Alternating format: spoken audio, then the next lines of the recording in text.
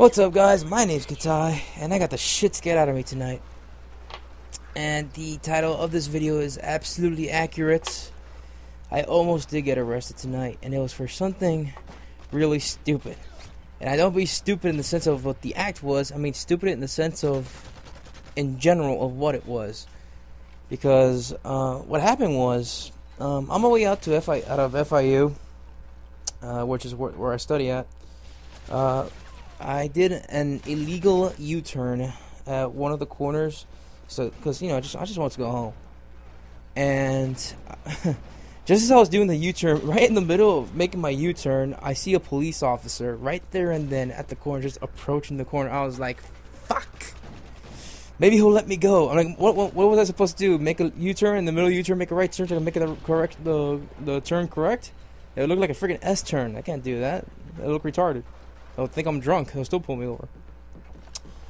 So anyways, I made the illegal U-turn, and I was hoping the police officers would not stop me, but they stopped me. And they pulled me over, and two officers come out. One officer, they asked for my license and registration. I asked, "Is there a problem, officer?" He didn't say anything. His buddy used a flashlight to look into the passenger seat of my car. And guess what they found? Guess what they found at the front seat of my car?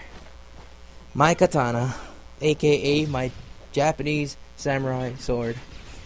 And believe it or not, guys, that scared the ever-loving shit out of them when they saw that. And they're like, "Step out of the car, sir." I was like, "Ah, shit, what the fuck did I do?" And so what happened was, they pulled me out.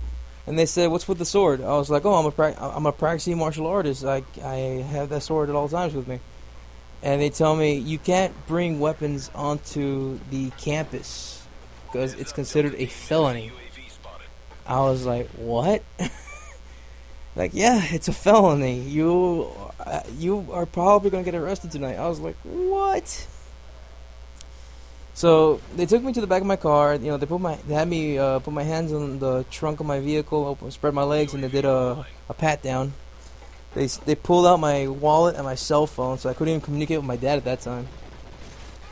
And they put me in and had me sit away from my car. And probably the part that pissed me off the most is the fact that they actually grabbed my sword and touched it.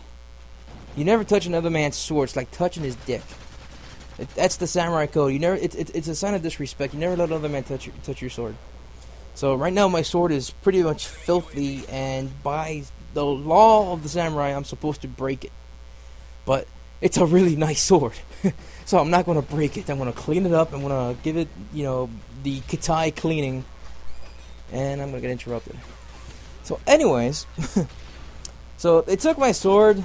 They pull it out, and it took them a while to pull it out because I have that sword really securely fastened because I use that sword specifically just to practice. I don't use it for anything else. And so they pulled up my sword, they touched it, they touched the blade of it, they saw that it was sharp, they saw that it was covered in wood. And they asked me, "Are you practicing here at the school?" I was like, "No, I don't practice here in the school." "How come were you chopping something? There's like pieces of wood on the sword and the blade." I was like, "No. What you see there, it's covered in oil, and that the sheath of the blade is made of wood. So, like, whenever I sheath it, pieces of the sheath fall onto the blade. So that's what you saw there."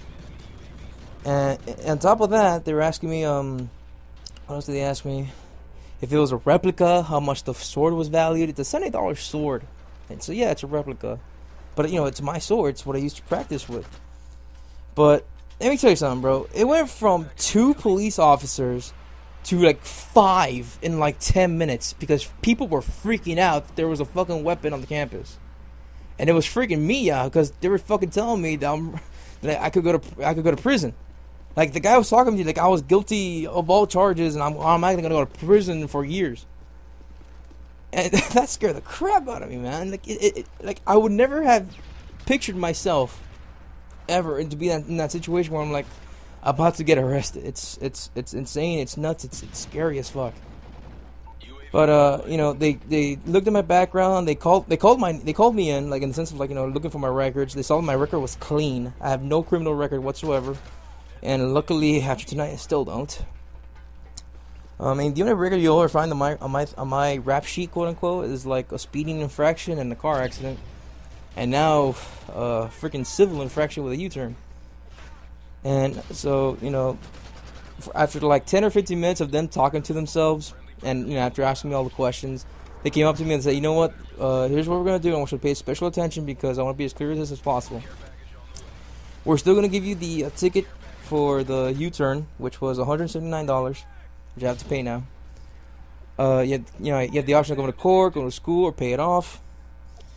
But you have to promise me that you will never, ever bring the sword to campus ever again." So, you know, I did the little, you know, cross my heart, like hand sign to him, saying like, "I promise I'll never bring it back."